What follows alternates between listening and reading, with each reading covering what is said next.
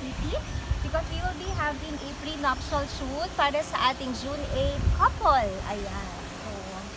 So, important natin ngayon. Actually, 7:30 they started the hair and makeup na. So, there will be two layout dito sa Villa de Este. And then after this one, bababa kami sa Binondo. So, we will be having a Binondo shoot. Gusto nating abutan yung afternoon doon sa Binondo. Pero at the same time, magpapaabot din tayo ng konting ano lang naman, magdilim lang naman para we will also be having a parang mga street light, ayan, photo shoot. Okay, let's go!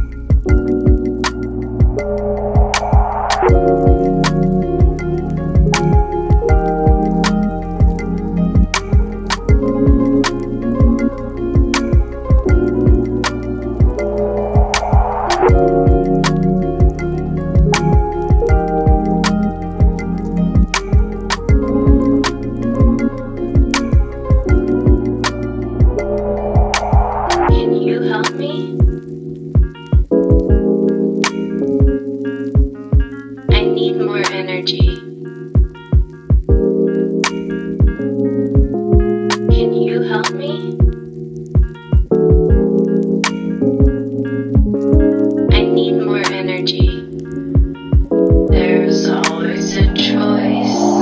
Can you help me?